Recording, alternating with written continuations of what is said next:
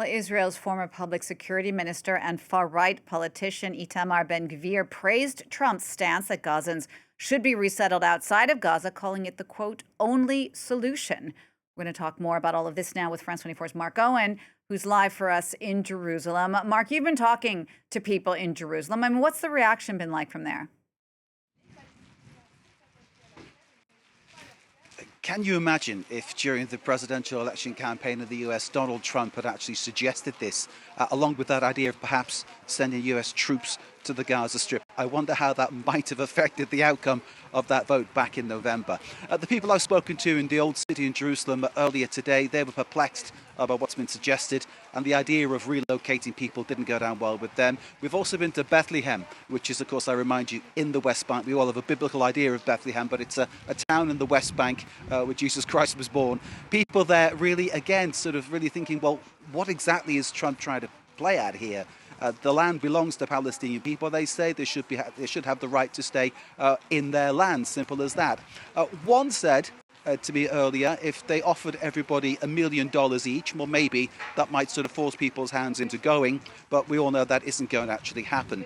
In terms of the political reaction in Israel, there's been predictably large, warm reaction from Israel's far right, Bezalel Smotrich, the finance minister, who has ambitions to annex the West Bank as well as the Gaza Strip. He's lapped this up, saying that it's a great idea. Thank you, President Trump, says Avigdor Lieberman of Israel Betanu, for engaging for the security of Israel. Smotrich, thank you, Trump. Itamar Ben-Gvir, a notable far-right figure, push them to leave, he says. And even the president of Knesset is saying this is the dawn of a new day. Mark, you've been doing a lot of reporting, as you were saying, in the West Bank. I mean, tell us a bit more about what you learned there and about other Palestinian reaction. The West Bank, in terms of what is happening there, there's an ongoing Israeli military operation across the territory.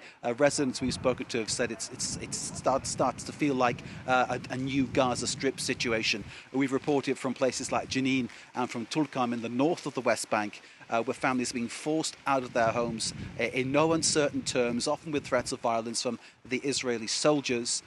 They're wondering whether they'll ever return there again. But then you look at what's happening inside their towns, their refugee camps, it's all being bulldozed and smashed up together. So really there's a real effort to move people on from places that the IDF, Israel's defense force, sees as a risky area.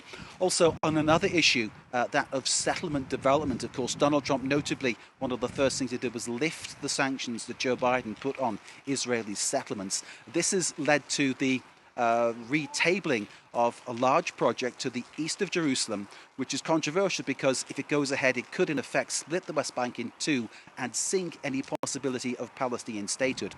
We've been speaking to Bedouin shepherds, and when you say Bedouin shepherds, think back again to biblical times. These might have been the descendants of the shepherds who came to Bethlehem when Jesus Christ was born. Think of it that way. There's a move that could sort of push them off their land, which they've worked on for generations. Take a look at this report. This Bedouin village in the hills outside Jerusalem has already been under attack by Israeli settlers. Abu Imad shows us a little of the vandalism they left behind.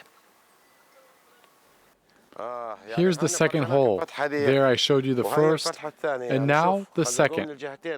Look how they've bored into it. And they cut this tube to make this water tank completely useless. Stuck in his winter base to protect his house and his family, Abu Imad is a Bedouin who's now scared to move, fearing his land will be eaten up by a Greater Jerusalem project dubbed E1. Witnessing settler attacks on other Bedouins, seeing them set fire to houses and mosques, steal animals, it leaves you living in permanent fear and anxiety. Fear for your group, family, house, animals.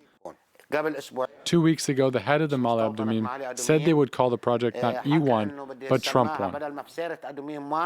The Bedouin with their sheep have been here for generations. You could trace it back to biblical times. Abu Imad says he's no intention of giving up his land to the settlers.